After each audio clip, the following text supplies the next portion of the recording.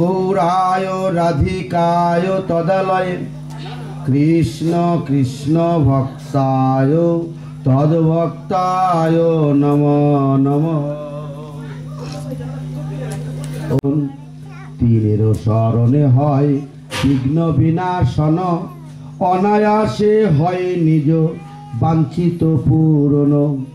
সেই মঙ্গলাচরণ হয় ত্রিবিধ প্রকার, বস্তু নির্দেশ আশীর্বাদ আর নমস্কার।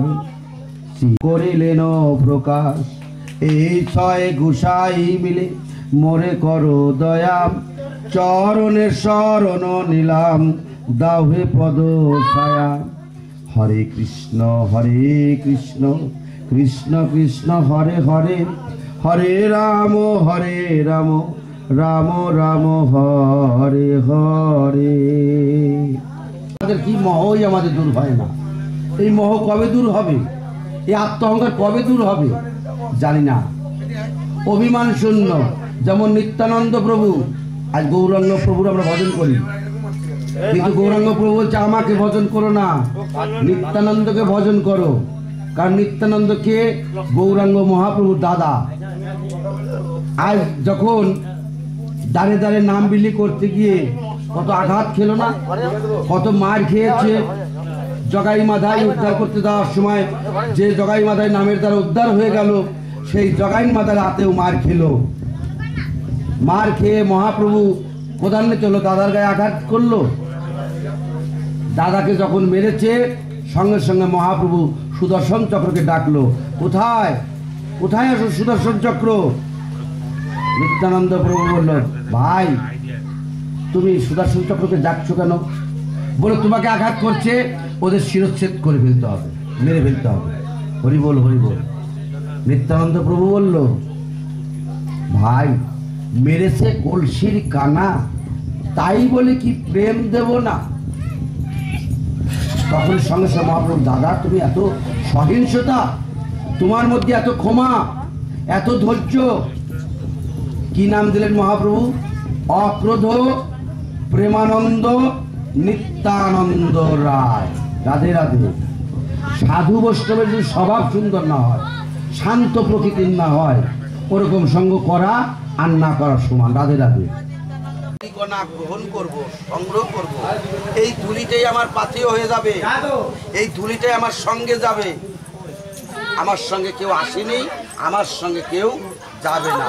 কিন্তু আমার এই হরিনাম সম্বল, এই ধুলি সম্বল যদি কেউ একবার সংগ্রহ করতে পারি, রাধে রাধে, তার আর কোনো অভাব থাকবে না। তাহলে আমাদের দরকার ভক্তি। ভক্তি হয় কিসে? না, ভক্তি আসে করণের দ্বারা, কর্ম দ্বারা। গীতার মধ্যে বলো, সকর্ম নিধনেন চেয় পরধর্ম ভয়াবহ। ভগবান থাকে কোথায়? ভক্তের হৃদয়ে। সারা বিশ্ব ব্রহ্মাণ্ড ভগবান ভগবান করে ডাকলে ভগবান পাওয়া যায় না। তাহলে ভগবান যদি আমার ভিতরে থাকে, জানতে হবে।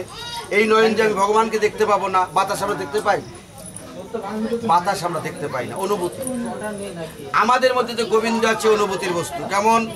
21,600 বার পরমাত্মার কথা শ্বাস প্রশ্বাস যাচ্ছে আর যেতে যেতে একবার যদি বেরিয়ে ভিতরে প্রবেশ না করে,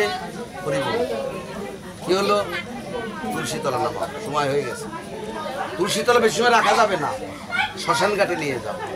এইটুকুর বড়াই আমরা করি সামান্য সময়। যেমন মানুষ ভাড়াটে বাড়িতে আমরা থাকে, বা যারা থাকে, মালিক যদি বলে আমার বাড়ি ছেড়ে দাও, তাও তার কাছে 2 দিন সময় চাওয়া যায় যে বাবা তুমি তো আমার বাড়ি ছেড়ে দিতে বলছো, আমার আর 2 দিন টাইম দাও, বা 5টা দিন টাইম দাও, আমি আস্তে আস্তে তোমার সব সরিয়ে নিয়ে যাবো। কিন্তু এমন সময় ডাক আসবে, নিদানের ডাক, তখন ওই ভাড়াটে বাড়ির মতো সময় চাইলে হবে না। যে যে অবস্থায় থাকি না কেন, সেই অবস্থায় আমাদের ছেড়ে চলে যেতে হবে। তাহলে কিসের অহংকার, কিসের গর্ব? কিন্তু ভাগবত বলছে, আমি তো গর্ব করতে চাই না, আমি তো অহংকার শূন্য থাকতে চাই, আমি তো সবার সাথে সমভাবে থাকতে চাই। কিন্তু কে বাধা দেয়? আমার মধ্যে রিপুগুলি আছে, কাম, ক্রোধ, লোভ, মোহ, মদ, মৎসর্য। এই যে তাহলে 10 ইন্দ্রিয় আর 6টা রিপু। এই 10 ইন্দ্রিয়কে যে বশ করতে পেরেছে, এই ইন্দ্রিয়গুলি যারা সংযত করতে পেরেছে, একমাত্র তিনিই পরম বৈষ্ণব। চোখ দিয়েছে দর্শন করবার জন্য। চোখের কাজ কি? দর্শন করা। কানের কাজ কি? শ্রবণ করা। এই জন্য শব্দের গতি কোথায়? কর্ণে। শব্দ করলে চোখে কিন্তু পায় না, পায় কোথায়? কর্ণে। তাইলে আমার মধ্যে যে গোবিন্দ আছে আমি বুঝবো কি করে? গ্রন্থে বলছে, যাহারে দেখিলে আইসে কৃষ্ণ নাম, জানিবে সে বৈষ্ণবের প্রধান। তার মানে আচরণ করতে করতে তার বদন দিয়ে আর একজনকে দেখেও সে হরিকথা উদয় হচ্ছে। আবার একজন জোর করে হরিকথা কৃষ্ণ কথা বলাতে পারছে না, তাহলে কি হলো? এই জন্য বলছে ভাবিতে ভাবিতে হয় প্রেমের বিকার, শ্বেত কল্প গদা গদাষ্টদা। শ্বেত শব্দের অর্থ কি? কমল। শ্বেত শব্দের সাদা। এই মনটা যদি সাদা হয়, ফ্রেশ হয়, সেই দিন তোমার অহংকার থাকবে না, আমিত্ব থাকবে না। এই মনটাকে আগে জানো, মনটাকে বুঝাও। মন নানান দিকে ধাবিত হয়, মন নানান দিকে ছোটে। সেই মনকে স্থির করতে গেলে আমার গুরু গোবিন্দের চরণ আশ্রয় নিতে হবে, তবেই তোমার মন স্থির হবে, নইলে তোমার মন স্থির হবে না।